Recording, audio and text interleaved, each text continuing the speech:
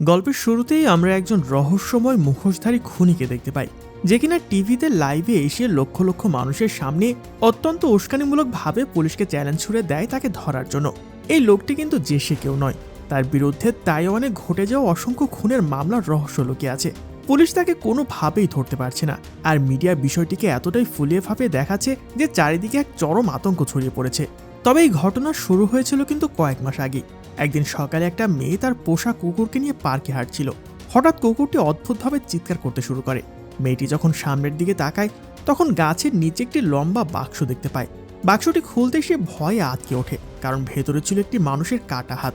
নিউজটা পাওয়ার পরে পুলিশ দ্রুত ঘটনাস্থলে পৌঁছায়। এই তদন্তের দায়িত্ব পায় সাহসী আর সৎ প্রসিকিউটর অফিসার শিয়াওয়াই। শুরুতে তার সহকর্মী শ্যাংইয়ং ভেবেছিল এটি হয়তো সাধারণ কোনো মামলা, মানে গ্যাংস্টারদের নিজেদের মধ্যাকার ঝামেলার কারণে কেউ এই কাজ করেছে। কিন্তু শিয়াওই নিশ্চিত ছিলেন যে এটি সুপরিকল্পিত কোনো কাজ। শিয়াওই তার অনেস্টির জন্য পুলিশ ডিপার্টমেন্টে অনেক পরিচিত, এমনকি দুর্নীতির কারণে একবার সে তার নিজের বসকেও গ্রেপ্তার করেছিল। তারপর ওই কাটা হাতটি দ্রুত ফরেন্সিকে পাঠিয়ে দেওয়া হয়। অনেকক্ষণ পরীক্ষা নিরীক্ষার পর ডাক্তার বলেন যে এই হাতটি একজন তরুণীর, যাকে খুনের পর শরীর থেকে হাতটি বিচ্ছিন্ন করা হয়েছে। মেয়েটির হাতে আবার বাধার দাগ পাওয়া যায়, যা থেকে বোঝা যায় তাকে হয়তো বন্দি করে রাখা হয়েছিল। তবে অবাক করার বিষয় হলো, ফরেন্সিক ডাক্তারের তখন 2 বছর আগের একটি পুরনো কেসের কথা মনে পড়ে যায়, যেখানে হুবহু একই বিবরণ ছিল। সে মেয়েটির নাম ছিল জ্যাং। অদ্ভুত ব্যাপার হলো, সেই সময় একজন খুনি নিজেই ধরা দিয়েছিল। এটা শুনেই শিয়াওই একটু সন্দেহ হয়, তাই সে ওই পুরনো কেসটি নতুন করে পর্যালোচনা করতে শুরু করে। আর সেখানে খুনির স্বীকারোক্তিতে অনেক অসঙ্গতি খুঁজে পায়। এরপর সে কারাগারে গিয়ে সেই ব্যক্তির উপর সব পরীক্ষা চালিয়ে নিশ্চিত হয় যে সে আসলে খুনি নয়, বরং তাকে টোপ হিসেবে ব্যবহার করা হয়েছিল। আসল খুনি এখনও বহাল তবিয়তে বাইরে ঘুরে বেড়াচ্ছে, আর সেই হয়তো পার্কে ওই কাটা হাতটি রেখে গেছে। এরপর শিওয়াই পুরনো ভিকটিমের জীবন নিয়ে তদন্ত শুরু করে, আর প্রথমে সে তার রুমমেট লুরানের সন্ধান পায়। লুরান এখন একজন সাংবাদিক। বান্ধবীর মৃত্যুর পর সেই পেশায় এসেছে যাতে এমন অপরাধ রুখতে সাহায্য করতে পারে। এদিকে অপরাধ থামার তো কোনো নাম নেই। চীন নামে অন্য একটি মেয়েকে কিছুদিন আগে অপহরণ করা হয়। তাকে একটি গাড়ির ভেতরে বেঁধে রাখা হয়েছিল। সে প্রাণপণে চিৎকার করলেও কে তাকে বাঁচাতে আসেনি। তার নিখোঁজ হওয়ার পর তার বৃদ্ধ দাদা তাকে হন্যে হয়ে খুঁজতে থাকে। সাংবাদিক লুরান যখন ওই বৃদ্ধের সাথে দেখা করতে যায়, তখন জানতে পারে চীন মেয়েটি ছিল অত্যন্ত শান্ত আর দয়ালু স্বভাবের। একই সময় শিয়াওই ও তার দল শহরের বাইরে একটি পুরনো পরিত্যক্ত বাড়িতে যায়।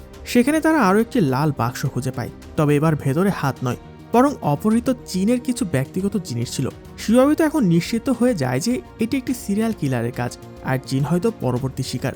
শিয়াওই তখন অবাক হয় এটা ভেবে যে খুনি কিভাবে জানলো যে পুলিশ সেখানে পৌঁছাবে। মনে হচ্ছে খুনি তাদের নিয়ে ইচ্ছে করে গেমটা খেলছে। এরপর তদন্ত শুরু হলে জানা যায় মেয়েটির নির্দিষ্ট কিছু রুটিন ছিল। তখন একটি বারের ছবিতে মেয়েটিকে দেখে শিয়াওয়ের মনে হয় সেই জায়গাটি আগেও দেখেছে। পুলিশ তখন দ্রুত সেই বারে পৌঁছায়। বাড়িটি ছিল ভীষণ কোলাহলপূর্ণ, আর সেখানে বিভিন্ন বয়সের মানুষও ছিল, যেটা তাদের তদন্তের কাজকে আরো কঠিন করে তোলে। তখনই শিয়াওয়ের সাথে হঠাৎ লুরানের দেখা হয়। তারা কথা বলার সময় শিয়াওই লক্ষ্য করে কেউ দূর থেকে তাদের ছবি তুলছে। তবে শিয়াওয়ের দেখে ফেলাতে ধরা পড়ে যাওয়ার ভয়ে লোকটা দ্রুত পালিয়ে যায়। ওই সময় আবার বারের মাঝখানে এক তরুণীর নাচ সবার নজর কাড়ে। মেয়েটি ছিল শিয়াওয়ের সহকর্মী শ্যাংইং এর মেয়ে। শ্যাংইং বারে নিজের মেয়েকে দেখে ভীষণ রেগে যায়, আর তখনই তাকে চলে যেতে বলে। এটা নিয়ে লোকজনের সামনে বাবা মেয়ের মাঝে চরম ঝগড়া শুরু হয়, আর তাদের এই হট্টগোলের সুযোগে সেই সন্দেহভাজন লোকটি দ্রুত সেখান থেকে পালিয়ে যায়। শ্যাংইয়ং তার মেয়ের ব্যাপারে ভীষণ চিন্তিত ছিলেন, কারণ শহরে তখন এক সিরিয়াল কিলার ঘটছে। এদিকে তদন্ত যখন এক প্রকার থমকে গিয়েছিল, ঠিক সেই রাতে এক ভয়ঙ্কর মোড় আসে। সেই মিসিং মেয়ে চীনের দাদার কাছে খুনির ফোন আসে। খুনি তাকে একটা অপমানজনক শর্ত দেয়, যদি সে মাঝরাত পর্যন্ত রাস্তায় হামাগুড়ি দিয়ে চলে তবে সে চীনকে ছেড়ে দেবে। নাতনিকে ভালোবাসার টানে বৃদ্ধ এমন একটা শর্ত বিন্দুমাত্র দ্বিধা করে না। লোকজনের সামনে এসে রাস্তায় হামাগুড়ি দিতে থাকেন। আর রাত 12টা বাজার সাথে সাথে তিনি বাড়িতে ছুটে যান। তবে সেখানে গিয়ে দেখে টেলিভিশন চলছে এবং ঘরের ভেতরে একটি লাল বাক্স রাখা। কাঁপতে কাঁপতে বাক্সটি খুলতেই তিনি পুরো পাথর হয়ে যান, কারণ ভেতরে ছিল তার নাতনির রক্তমাখা কাপড়, সাথে একটি রেকর্ডিং, যাতে দেখা যাচ্ছে মেয়েটিকে নির্মমভাবে নির্যাতন করে শেষে শ্বাসরোধ করে মেরে ফেলা হয়েছে। নিজের চোখে নাতনির এইরকম ভয়ঙ্কর মৃত্যু দেখে তো বৃদ্ধ শোকে পুরো স্তব্ধ হয়ে যায়। আর শিয়াওই এই ঘটনা জানতে পারার পর তো তারও প্রচণ্ড রাগ হয়ে যায়। সে শপথ করে যে যে কোনো মূল্যে খুনিকে ধরবে। এরই মধ্যে মিডিয়ায় খবরটি ছড়িয়ে দিলে পুরো শহরে আতঙ্ক ছড়িয়ে পড়ে। এদিকে লুরানের টেলিভিশন চ্যানেল এই ট্র্যাজেডিকে ব্যবসায়িক উদ্দেশ্যে ব্যবহার করতে শুরু করে। তারা চীনের বৃদ্ধ দাদাকে লাইভ প্রোগ্রামে নিয়ে আসে, যেখানে তিনি খুনির কাছে তার নাতনির মরাদেহটা কোনো মতে ফেরত দেওয়ার আকুতি জানান। তখন উপস্থাপিকা ও দর্শকদের কাছে এই ব্যাপারে হেল্প করার জন্য রিকোয়েস্ট করে। একটু পরে লাইভ প্রোগ্রাম চলাকালীন প্রথম যে কলার ফোন করে সে খুনিকে গালি দেওয়ার বদলে মৃত মেয়েটির দোষ দিতে শুরু করে। সে বলে যে মেয়েটি বারে যেত, তাই তার সাথে এরকমটা হয় স্বাভাবিক। এই কথা শুনে চীনের দাদা মানসিকভাবে আরো ভেঙে পড়ে। আর এর পরের দিন শহরের বাইরে মেয়েটির লাশ উদ্ধার করা হয়। তাকে খুব বীভৎসভাবে ঝুলিয়ে রাখা হয়েছিল এবং তার গলায় সেই তাবিজটি ছিল যা তার দাদা তাকে দিয়েছিলেন। ফরেন্সিক পরীক্ষার সময় তার চোখে লিপস্টিকের দাগও পাওয়া যায়, তবে আশ্চর্যের বিষয় হলো এটা তার নিজের ছিল না। এদিকে ওই সময় আবার সেই কাটা হাতের রহস্যের জট এক এক করে খুলতে শুরু করে। জানা যায় ভিকটিম মেয়েটির আঙুলে চর্মরোগ ছিল এবং সে কাজ করার সময় গ্লাভস পরত। এই সূত্র ধরে তারা ব্যাংক কর্মকর্তা জ্যাংজংয়ের সন্ধান পায়, যে সপ্তাহখানেক ধরে নিখোঁজ ছিল। অন্যদিকে শিয়াওয়ে আবার সেই বারের দিকে মনোযোগ দেয়, কারণ সব ভিকটিমের সাথে এই জায়গায় কোনো না কোনো সম্পর্ক ছিল। এদিকে দুর্ভাগ্যবশত শ্যাংইউং এর মেয়ে বাবার বারণ করা সত্ত্বেও সে আবার বারে যায়। সেখানে সে একজন ডিজের সাথে পরিচিত হয়, কিন্তু সে বুঝতে পারছিল না যে এই ডিজে তাকে কতটা বিপদে ফেলতে যাচ্ছে। এর পরের দিন পুলিশ আরও একটি লাল বাক্স খুঁজে পায়। সেটি খোলার পর সবাই পুরো স্তব্ধ হয়ে যায়, কারণ খুনির পরবর্তী শিকার আর কেউ নয়, শ্যাংইউং এর মেয়ে। শ্যাংইউং পাগলপ্রায় হয়ে মেয়েকে খুঁজতে থাকে। এমন সময় খবর আসে যে টেলিভিশন চ্যানেলে একজন ফোন করে নিজেকে খুনি বলে দাবি করেছে। শিওয়াওয়ে এবং শ্যাংইং দ্রুত সেখানে ছুটে যায়। ওখানে তারা সেই ডিজি যুবকের দেখা পায়, যার নাম জিয়ান। জিয়ান জানায় কয়েকদিন আগে তার কাছে ফোন এসেছিল, কিন্তু সে ওটাকে স্রেফ মজা ভেবে পুলিশকে জানায়নি। এই কথা শুনে শ্যাংইং ক্ষোভে ফেটে পড়ে আর এর সবকিছুর জন্য জিয়ানকে দায়ী করে। তিনি এক প্রকার বিধ্বস্ত অবস্থায় সেখান থেকে বেরিয়ে আসে। ঠিক সেই মুহূর্তে একটি লাল রঙের গাড়ি তার পাশ দিয়ে চলে যায়। শ্যাংইং কল্পনা করতে পারেনি যে ওই গাড়ির ভেতরেই তার মেয়েকে হাত পা বেঁধে রাখা হয়েছে। যখন তার মেয়ের জ্ঞান ফিরে, সে নিজেকে একটি বেসমেন্টে বন্দি অবস্থায় আবিষ্কার করে এবং দেখে যে তার বান্ধবীকেও সেখানে অপহরণ করে রাখা হয়েছে। সে নিজেকে মুক্ত করার চেষ্টা করে, কিন্তু কোনোভাবেই পারে না। এর পরের দিন পুলিশ একটি ডাস্টবিনে সেই লাল গাড়িটি খুঁজে পায় এবং মোটামুটি নিশ্চিত হয়ে যায় যে এটা ওই খুনির। এদিকে তখন গাড়ির ভেতর থাকা ফোনটি বেজেই চলছিল, আর এটা ছিল পুলিশকে উস্কানি দেওয়ার জন্য খুনির একটি চাল। শ্যাংইং তো নিজেকে দোষারোপ করতে শুরু করে আর মেয়ের শোকে প্রচণ্ড ভেঙে পড়ে, কিন্তু শিয়াওয়ে বুঝতে পারেন যে খুনি ইচ্ছাকৃতভাবে তাদের সাথে মজা করছে। এরপর শ্যাংইং খুনির দাবি মেনে নেওয়ার সিদ্ধান্ত নেন এবং তাকে সতর্ক করার জন্য একটি লাইভ ব্রডকাস্ট করতে চায়। কিন্তু শিয়াওয়ে এতে বাধা দেয়, কারণ এর আগে চীনের দাদাও খুনির সব শর্ত মেনে নিয়েছিলেন। তবুও তার নাতনিকে মরতে হয়েছিল। শিয়াওয়ে বুঝতে পারে খুনি কেবল তাদের ব্যবহার করছে, তাই সে স্টুডিওতে গিয়ে লাইভ প্রচার বন্ধ করে দেয়। এটা দেখে শ্যাংইং তার উপর প্রচণ্ড ক্ষিপ্ত হয়ে যায়। তার মনে হচ্ছিল শিয়াওয়ে তাকে তার মেয়েকে বাঁচাতে বাধা দিচ্ছে। এই ঘটনার ফলে পুলিশের ভাবমূর্তি জনসাধারণের কাছে নষ্ট হয়। এরপর শ্যাংইং চাকরি ছেড়ে দিয়ে একাই তার মেয়েকে খুঁজতে শুরু করেন, যাতে তার কারণে আর কোনো ক্ষতি না হয়। একই সময় লুরান হিবিয়ান নামে এক প্রভাবশালী ব্যক্তির সাথে দেখা করতে যায়। এই লোক আবার তার বসের প্রতিদ্বন্দ্বী। হিবিয়াং লুরানের মেধার প্রশংসা করে তাকে আরও ভালো সুযোগের প্রস্তাব দেয়। তখন আগের ওই খারাপ পরিস্থিতির কথা চিন্তা করে লুরান রাজি হয়ে যায়, যদিও তার সহকর্মী তাকে বারবার সতর্ক করে দিয়ে বলে যে হিবিয়াং কিন্তু অত্যন্ত উচ্চাকাঙ্ক্ষী আর বিপজ্জনক লোক, তাই যা করবে ভেবে চিন্তে করো। এদিকে ওই তদন্তে একটি গুরুত্বপূর্ণ সূত্র পাওয়া যায়। নিখোঁজ হওয়ার আগে সব ভিকটিম শেষবার কোনো না কোনোভাবে জিয়ান হির সাথে দেখা করেছিল, তাই এরপর পুলিশ জিয়ানের অতীত ঘাটা শুরু করে। তখন জানা যায় ছোটবেলায় সে একটি মেয়ের ওপর আক্রমণ করেছিল এবং সেই ঘটনায় বর্তমান খুনের মতোই চোখের ওপর লিপস্টিকের দাগের মতো অদ্ভুত চিহ্ন ছিল। এই তথ্যের ভিত্তিতে সব সন্দেহ তো জিয়ানের ওপরে গিয়ে পড়ে।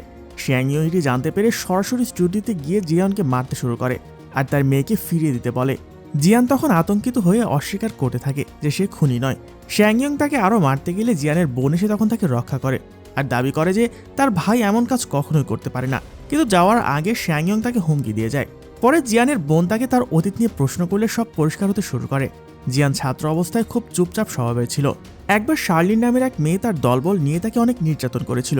ওই সময় সে মারা যেতে পারত, কিন্তু শিন নামের এক বন্ধু এসে ওদের হাত থেকে তাকে উদ্ধার করে, যে এখন সেই বারের ডিজে। জিয়ানের তখন সন্দেহ হতে শুরু করে যে শিনই হয়তো সেই খুনি। সেই শিনকে সরাসরি জিজ্ঞেস করে শিন সবই অস্বীকার করে। তবে জিয়ান ঠিকই বুঝতে পারছিল যে শিন মিথ্যা বলছে, কিন্তু বন্ধুত্বের খাতিরে সে তখন চুপ থাকে। এদিকে ইউটাং মানে অফিসার শ্যাংইং এর মেয়ে নিজেকে মুক্ত করতে সক্ষম হয় এবং তার বান্ধবীকেও পালাতে সাহায্য করে, কিন্তু খুনি তাদের ধরে ফেলে। এখানে আসল সত্য উন্মোচিত হয়। খুনি হলো বারের সেই ডিজে শিন। সে ইউটাং এর বান্ধবীকে শ্বাসরোধ করে হত্যা করে এবং টেলিভিশনে ফোন করে পুলিশের অক্ষমতা নিয়ে বিদ্রুপ করতে থাকে। তখন টিভি উপস্থাপিকা তাকে একজন ব্যর্থ এবং অ্যাটেনশন সিকার হিসেবে অভিহিত করলে তো সে জোরে জোরে হাসতে থাকে। সে শ্যাংইংকে শহরের পার্কে যেতে বলে এবং জানায় সেখানে তার জন্য একটি সারপ্রাইজ অপেক্ষা করছে। শ্যাংইং সেখানে গিয়ে একটি রাইডের ওপর মুখোশ পরা একটি মরাদেহ পান।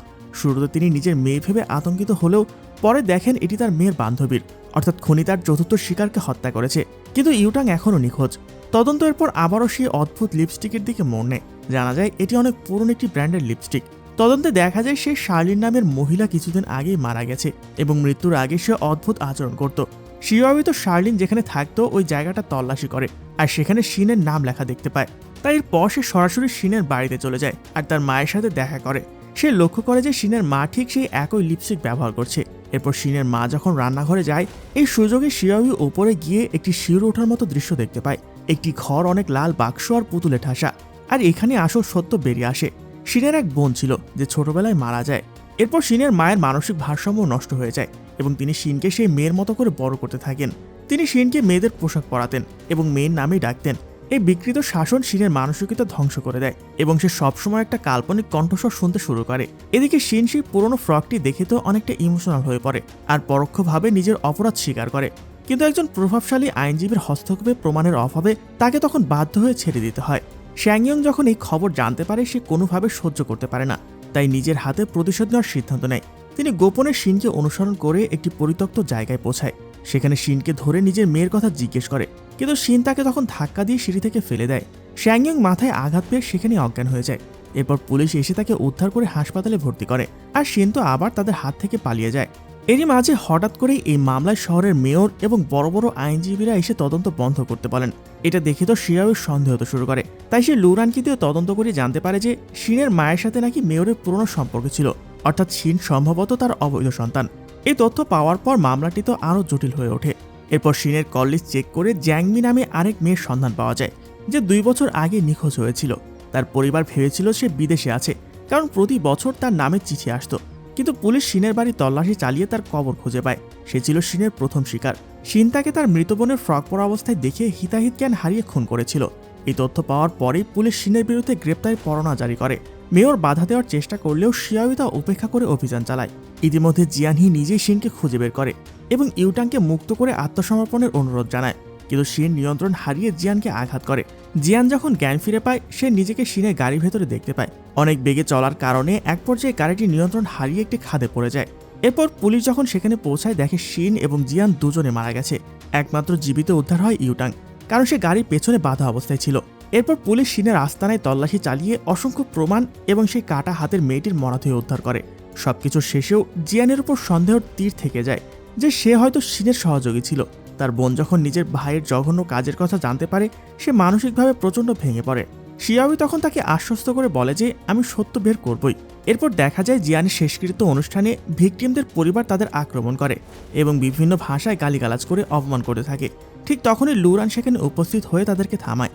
দীর্ঘ তদন্তের পর পুলিশ জিয়ানহির সাথে এই অপরাধগুলোর কোনো সরাসরি প্রমাণ খুঁজে পায় না। আর এটা স্পষ্ট হয়ে ওঠে যে জিয়ান নিজেও খুনি শিনের একজন শিকার ছিল। কিন্তু এই সত্য প্রমাণের জন্য একমাত্র সাক্ষী ছিল শ্যাংইয়ং এর মেয়ে ইউটাং। সে এখন কোমায় রয়েছে। একই সময় মিডিয়া এই গল্পটিকে পুঁজি করে জিয়ানের বোনকে একটি লাইভ প্রোগ্রামে নিয়ে আসে, যাতে সে তার ভাইয়ের পক্ষ নিয়ে কথা বলতে পারে। কিন্তু সে শোতে কান্নায় ভেঙে পড়ে আর তার ভাই যে দোষী না এটা প্রমাণ করতে ব্যর্থ হয়। অনুষ্ঠান চলাকালীন একজন উপস্থাপক এমন একটি কথা বলেন যা পুরো কাহিনীর মোড়কে ঘুরিয়ে দেয়। সে দাবি করে যে জিয়ান কোনোভাবেই এসব খুনের সহযোগী হতে পারে না এবং সম্ভবত আসল মাস্টারমাইন্ড বা দ্বিতীয় কোনো খুনি এখনও বাইরে ঘুরে বেড়াচ্ছে এবং নতুন কোনো মামলার প্রস্তুতি নিচ্ছে। এই কথাটি সাধারণ মানুষের মনে আরও আতঙ্ক ছড়িয়ে দেয়। এদিকে লুরান তার সহকর্মী হিবিয়াংকে সন্দেহ করতে শুরু করে। হিবিয়াংয়ের অতীত ঘেঁটে সে জানতে পারে যে হিবিয়াং আগে একটি ফিল্ম তৈরি করেছিল যেখানে শিন অভিনয় করেছিল। এতে সন্দেহ আরও তীব্র হয়। আর এরই মাঝে আবার চীনের দাদা শিয়াওইকে একটি গুরুত্বপূর্ণ তথ্য দেয়। খুনি যখন তাকে ফোন করেছিল তখন ফোনের কণ্ঠস্বর আর টেলিভিশনে শোনা যাওয়া কণ্ঠস্বর একদম আলাদা ছিল। এই তথ্যটি শিয়াওইকে পুরো স্তব্ধ করে দেয়। তিনি পুরো বিষয়টি নতুন করে ভাবতে শুরু করে এবং বুঝতে পারে যে এই রহস্যের জবনিকা এখনও ঘটেনি। পর্দার আড়ালে অন্য কেউ লুকিয়ে আছে। এইসব কিছু চিন্তা করতে করতে তার দৃষ্টি হিবিয়াংয়ের একটি ছবির উপরে গিয়ে পড়ে আর তখনই সব হিসেব মেলাতে শুরু করেন। শিয়াওই এখন হিবিয়াংয়ের ওপর বিশেষভাবে নজর দিতে শুরু করেন, কারণ হিবিয়াং শহরে ঘটে যাওয়া এই হত্যাকাণ্ডগুলো নিয়ে তার নতুন একটা বইয়ের ঘোষণা দেয়। শিয়াওই লক্ষ্য করেন প্রতিটি খুনের ঘটনার সময় হিবিয়াং কোনো না কোনোভাবে আশেপাশে উপস্থিত ছিলেন, যেটা কাকতালীয়ভাবে হতে পারে না। তাই শিয়াওই একটি গোপন দল গঠন করে তদন্ত শুরু করেন। আর তারপরেই বেরিয়ে আসে হিবিয়াংয়ের এক অন্ধকার শৈশব, বিদ্যুৎস্পৃষ্ট হয়ে তার বাবার মৃত্যু এবং রহস্যময় এক অগ্নিকাণ্ডে তার মায়ের মৃত্যু হয়েছিল। অন্যদিকে আরেকজন উপস্থাপিকা ইয়াটশি হিবিয়াং সম্পর্কে তথ্য বের করার জন্য গোপনে একজন লোকের সাথে গ্যারেজে দেখা করতে যায়, কিন্তু টাকা দেওয়ার পরপরই সেই লোকটি তাকে আক্রমণ করে ওখানে অজ্ঞান করে ফেলে। লোকটি যখন তাকে অপহরণ করতে যাচ্ছিল ঠিক তখনই হিবিয়াং সেখানে হাজির হয়ে লোকটিকে মারধর করে ইয়াটশিকে উদ্ধার করেন। কিন্তু আসল সত্য ছিল অনেক বেশি ভয়ঙ্কর। হিবিয়াং ছোটবেলা থেকেই অত্যন্ত হিংস্র প্রকৃতির। সে পশু পাখিদের নির্মমভাবে হত্যা করত আর হিপনোটাইজ করে মানুষকে বশে আনতে সে পারদর্শী হয়ে ওঠে। বড় হয়ে সে টিভিতে কাজ করতে শুরু করে এবং যে কোনো উপায়ে আলোচনায় থাকতে সে বেশি পছন্দ করত, এমনকি সেটা মিথ্যে খবর ছড়িয়ে হলেও। ইয়াটশি যখন একসময় তার এই রূপ ধরে ফেলেছিলেন তখন থেকেই হিবিয়াং তার উপর প্রতিশোধ নেওয়ার সুযোগ করছিলেন। ঠিক এই সময় শিন হিবিয়াংয়ের নজরে আসে। হিবিয়াং মানসিকভাবে শিনকে পুরোপুরি নিজের নিয়ন্ত্রণে নিয়ে নেয় এবং তার বিকৃত চিন্তাগুলো শিনের মাথায় ঢুকিয়ে দেয়। তারা দুজনে মিলে এই খুনের নেশায় মত্ত হয়ে ওঠে। তাদের প্রথম শিকার ছিল লুরানের খুব কাছের একজন মেয়ে। শিন ছিল কেবল হিবিয়াংয়ের হাতের পুতুল, আর এই সবকিছু মাস্টারমাইন্ড হলো হিবিয়াং। বর্তমানে দেখা যায় ইয়াটশির জ্ঞান ফেরার পর সে নিজেকে শিকলবন্দি অবস্থায় আবিষ্কার করে আর সামনে হিবিয়াংকে দাঁড়িয়ে থাকতে দেখে। হিবিয়াং তার অপরাধগুলো গর্বের সাথে স্বীকার করতে থাকে। তাকে দেখে মনে হচ্ছিল সে ইয়াটশির কাছ থেকে তার এই জঘন্য মৃধার স্বীকৃতি চাচ্ছে, কিন্তু ইয়াটশি তাকে একজন ব্যর্থ এবং সস্তা অ্যাটেনশন শিকার লোক বলে তুচ্ছ তাচ্ছিল্য করে। এতে হিবিয়াং প্রচণ্ড রেগে গিয়ে ইয়াটশিকে মাথায় প্রচণ্ড আঘাত করে, যার ফলে ইয়াটশি সেখানে মারা যায়। পুলিশ যখন ঘটনাস্থলে পৌঁছায় ততক্ষণে সব শেষ। ইয়াটশির মৃত্যু সবাইকে শোকস্তব্ধ করে দেয় আর লুরান মানসিকভাবে ভেঙে পড়ে। এদিকে শিয়াওই হিবিয়াংকে সন্দেহ করলেও অন্যদের নিরাপত্তার খাতিরে তা গোপন রাখে। পরের দিন হিবিয়াং লোক দেখানোর শোক প্রকাশ করে আর লুরানকে সান্ত্বনা দেয়, অথচ ভেতরে ভেতরে সে তো এইগুলো অনেক উপভোগ করছিল। এরপর হঠাৎ করে আবার একটা ভিডিওর মাধ্যমে সব অপরাধ স্বীকার করে এবং পুলিশকে তাকে ধরার জন্য চ্যালেঞ্জও জানায়। এই ঘটনায় পুরো শহরে আবারও আতঙ্ক ছড়িয়ে পড়ে। এরই মাঝে হিবিয়াং অত্যন্ত ধীরে সুস্থে তার বইয়ের প্রকাশনার প্রস্তুতি নিতে থাকে। বুক লঞ্চ ইভেন্টে যখন তিনি আত্মবিশ্বাসের সাথে কথা বলছিলেন ঠিক তখনই পুলিশ হিবিয়াংকে গ্রেপ্তার করেন। তবে শিয়াওয়ের সামনে জেরার মুখেও হিবিয়াং ছিল অত্যন্ত শান্ত আর অহংকারী, কারণ তিনি ভালো করে জানতেন তার বিরুদ্ধে কোনো অকথ্য প্রমাণ নেই। তদন্তের খবর ছড়িয়ে পড়লে লুরান শিয়াওয়ের কাছে সত্য জানতে চায়, কিন্তু শিয়াওয়ে তাকে সবটা বলে না। এরপর লুরান অফিসে ফিরে হিবিয়াংয়ের ডেস্কে ইয়াটশির ব্যবহৃত সিগারেটের প্যাকেট খুঁজে পান, যা তার সন্দেহকে আরও নিশ্চিত করে দেয়। একই সময় শিয়াওয়ে জিয়ানের বোনের সাথে দেখা করতে যায়। সে তার ভাইয়ের মৃত্যুর পর একদম একা হয়ে পড়েছে। জিয়াওয়ে তাকে সান্ত্বনা দেওয়ার চেষ্টা করছিলেন। ঠিক তখনই এক চরম চমকপ্রদ খবর আসে। শিয়াওয়ে যখন তার বাড়িতে ছিলেন তখন নিজে থেকে টেলিভিশনটি চালু হয়ে যায় এবং পর্দায় খুনি হিবিয়াং এসে উপস্থিত হয়। সে সরাসরি শিয়াওয়েকে উদ্দেশ্য করে কথা বলতে থাকে আর তাকে ভয়ঙ্কর হুমকি দেয়। শিয়াওয়ে তো প্রচণ্ড বিচলিত হয়ে পড়ে আর জিয়ানের বোনের নিরাপত্তার কথা ভেবে দ্রুত তার বাড়ির দিকে ছোটে, কিন্তু তিনি সেখানে পৌঁছানোর আগেই অঘটন ঘটে যায়। গিয়ে দেখতে পায় জিয়ানের বাড়ির সামনে মানুষের ভিড় এবং জানতে পারে যে জিয়ানের বোনকে বাড়ির সামনেই খুন করা হয়েছে। সময় নষ্ট না করে শিয়াওয়ে তখন গ্যারেজে প্রবেশ করে আর দেখতে পায় হিবিয়াং সেখানে তার জন্য অপেক্ষা করছে। এই দৃশ্য দেখে শিয়াওয়ে নিজেকে আর ধরে রাখতে পারে না। সে হিবিয়াংয়ের ওপর ঝাঁপ দিয়ে পড়েন এবং তাকে নির্মমভাবে মারধর করে। এক পর্যায়ে নিজের পিস্তল বের করে হিবিয়াংকে লক্ষ্য করে গুলিও চালায়। এরপর হিবিয়াংকে আহত অবস্থায় হাসপাতালে ভর্তি করা হয়, কিন্তু আইন নিজের হাতে তুলে নেওয়ার অপরাধে শিয়াওয়েকে কারাগারে যেতে হয়। শিয়াওয়ে সব সত্য জানতেন, কিন্তু হিবিয়াংয়ের বিরুদ্ধে কোনো অকাট্য প্রমাণ না থাকায় তখন সে চুপ থাকার সিদ্ধান্ত নেয়। 1 মাস পর হিবিয়াং হাসপাতাল থেকে সুস্থ হয়ে ফিরে আসে। দেখে মনে হচ্ছে তার যেন কিছুই হয়নি, এমন ভাব দেখিয়ে সে আবার নিজের কাজে যোগ দেয়। এদিকে লুরান কারাগারে শিয়াওয়ের সাথে দেখা করতে যায় এবং জানায় যে শ্যাংইয়ং এবং তার মেয়ে ইউটাং সুস্থ হয়ে উঠেছেন। পুলিশ এখনও হিবিয়াংয়ের বিরুদ্ধে প্রমাণ জোগাড় করার চেষ্টা করছে, কিন্তু হিবিয়াং তখন মুক্ত এবং দাপটের সাথে ঘুরে বেড়াচ্ছে। শিয়াওয়ে জেলে থাকায় হিবিয়াংকে থামানোর মতো আর কেউ ছিল না। সে দ্রুত টেলিভিশনের শীর্ষপদে চলে আসে আর পুরো মিডিয়াকে নিজের স্বার্থে ব্যবহার করতে শুরু করে। তখন ওই মুখোশধারী খুনের ছবি ও ভিডিও চারদিকে ছড়িয়ে পড়ে, যা দেখে অনেক ছেলেরা বিভ্রান্ত হয়ে তাকে নায়ক হিসেবে ভাবতে শুরু করে এবং তাকে অনুকরণ করে ওইসব অপরাধে লিপ্ত হয়। এমনকি অনেক অপরাধী একই ধরনের মুখোশ পরে ঘুরে বেড়াতে থাকে। গোটা শহর এখন এক ভয়ঙ্কর বিপদের মাঝে পড়ে যায়। এদিকে কারাগারের ভেতরেও শিয়াইকে অন্যান্য কয়েদিদের হাতে লজ্জিত হতে হয়, কারণ তারাও খুনিকে একজন বীর মনে করত। হিবিয়াং শিয়াওয়েকে মানসিকভাবে আরও ভেঙে ফেলার জন্য তাকে টেলিভিশনের লাইভ অনুষ্ঠানে নিয়ে আসে এবং জনসম্মুখে ক্ষমা চাইতে বাধ্য করে। শিয়াওয়ে মাথা নিচু করে ক্যামেরার সামনে নিজের ভুল স্বীকার করেন, কিন্তু আসলে এটি ছিল তার একটি সূক্ষ্ম চাল। হিবিয়াং শিয়াওয়ের মনে সন্দেহ তৈরি করতে একটি ভুয়া ফোন কলের নাটক সাজায়, যেখানে অন্য একজন ব্যক্তি নিজেকে খুনি দাবি করে। শুরুতে শিয়াওয়ে অবাক হলেও দ্রুতই বুঝে ফেলেন এটি হিবিয়াংয়ের সাজানো খেলা। শিয়াওয়ে তখন রুখে দাঁড়ায় আর সরাসরি বলে যে এই খুনি আসলে একজন চরম ব্যর্থ মানুষ। সে কেবল নিজের অহংকার মেটানোর জন্য এইসব করছে এবং বাস্তবে কেউ তাকে পরোয়া করে না। শিয়াওয়ের এই অবজ্ঞাপূর্ণ কথাগুলো হিবিয়াংয়ের ইগোতে গিয়ে আঘাত করে। হিবিয়াং নিজের ওপর নিয়ন্ত্রণ হারিয়ে সবার সামনে চিৎকার করে স্বীকার করে ফেলে যে সেই আসল খুনি। আসলে এটি ছিল শিয়াওয়ের প্ল্যান। হিবিয়াংয়ের এই স্বীকারোক্তির ভিত্তিতে পুলিশ দ্রুত প্রমাণ জোগাড় করে এবং তাকে আনুষ্ঠানিকভাবে গ্রেপ্তার করা হয়। এমনকি ধরা পড়ার পরেও হিবিয়াং নিজেকে বিজয়ী মনে করত এবং দাবি করত যে সে অসংখ্য অনুসারী তৈরি করে গেছে। কয়েকদিন পর তাকে আদালতে তোলা হয় আশ্চর্যের বিষয় হলো অনেক মানুষ মুখোশ পরে তার সমর্থনে আদালতে হাজির হয়। হিবিয়াং তখন বড় সেলিব্রিটিদের মতো আত্মবিশ্বাসের সাথে আদালতে প্রবেশ করে, কিন্তু হঠাৎ জনতার মধ্যে থেকে এক অজ্ঞাত ব্যক্তি তাকে ছুরিকাঘাত করে। হিবিয়াং মাটিতে লুটিয়ে পড়ে। মৃত্যুর কোলে ঢলে পড়ার সময় সে চায় যেন ক্যামেরার লেন্স তার দিকে তাক করা থাকে, কারণ সে তো সারা জীবন এটাই চেয়ে এসেছে। আর এমনভাবে অবসান ঘটে এক ভয়ঙ্কর খুনির। কয়েক বছর পর শিয়াওয়ি কারাগার থেকে মুক্তি পায় আর নিহতদের কবরে শ্রদ্ধা জানাতে যান। এখন লুরান টেলিভিশনের একজন উচ্চপদস্থ কর্মকর্তা হিসেবে সততার সাথে কাজ চালিয়ে যান। শ্যাংইয়ং এবং তার মেয়ের স্বাভাবিক জীবনে ফিরে আসে। শিয়াওয়ি তার সরকারি পদ ছেড়ে দেয় আর একজন আইনজীবী হিসেবে ন্যায় বিচারের জন্য লড়াই চালিয়ে যাওয়ার সিদ্ধান্ত নেন। আর এখানে শেষ হয়ে যায় আমাদের আজকের এই সাসপেন্স আর এক সাইকো সিরিয়াল কিলারের কাহিনী।